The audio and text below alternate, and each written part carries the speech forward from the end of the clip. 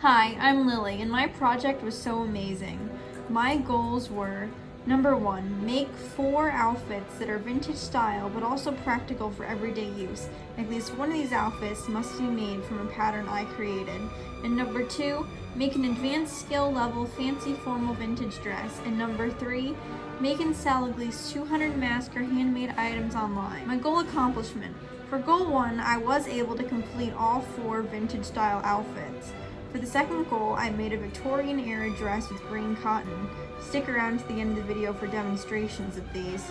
For goal 3, I unfortunately was not able to sell any masks online, but I did manage to sell 247 other handmade items on Etsy. So I failed at selling masks, but I was able to accomplish over 200 sales of different items.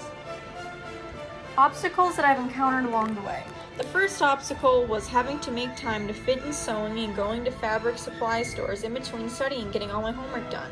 I also had a hard time making the dress that my sister needed within 3 days. I also had a hard time with holding scissors in fabric when I got carpal tunnel syndrome, but with some wrist splints and modifications at the angle I held items at, I was able to keep sewing with rest in between. I had to listen to my body so as not to cause any more inflammation. I'm going to demonstrate and explain my items and then tell you about the process for entertainment and explanation purposes. I sewed the first 2 outfits based off of the outfits Winona Ryder wore in the 1988 film Heathers. This outfit was made with a pattern I created myself, and the other outfit I created the pattern for the blue skirt. Probably could have pressed this shirt before I put it on, but this is my very 80s pocket, and the shirt's rolling up a little bit, but my mom said that's okay because that's what the shirts did in the 80s too. Yes, I'm going to be doing various tricks and dance moves for your entertainment purposes because I'm not a proper model, and it's best to test the practicality of these clothing items and see them in action. The next dress I sewed was a little black satin flannel dress with puff sleeves that was for my little sister. The final dress for the first goal was a vintage blue sundress with a matching bonnet. I don't know why, but I love this bonnet so much. And yes, I would debate that this item is practical for everyday wear. You might just catch me wearing this at HEB. For goal 3, this is my Victorian 1890s style dress. It turned out so much better than I could have ever hoped for, and I love it. I decorated this dress with white lace and ribbon. This dress was definitely out of my skill level to start, but after making all the other vintage outfits, I was able to successfully complete this dress. My reflections on the relationship of my project to the concept of process.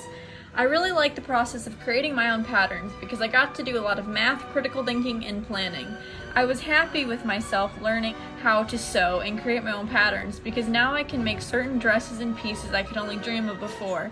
Being able to sew gave me a new sense of confidence and independence, that I could make my own clothing and dream outfits that are actually functional and look good at the same time. I also went through the process of collaborating with my sister so I could make the dress she wanted. I had to be very patient and work with her likes and desired styles and move my schedule around. I had to stay up late and do extra studying in order to get her dress finished in time.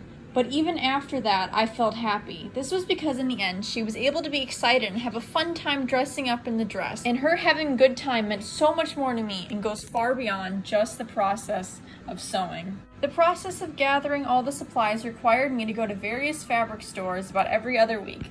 I was able to explore new stores and meet different people there. The process took me to new places and had me meet new people. I learned a lot about sewing, but I also learned about my community, my own independence, and the people around me. This goes to show how a simple task like sewing that seems so small and important can be actually very meaningful and powerful to a person's life. I had so much fun. Happy holidays from Key Lime, Pascal, and I.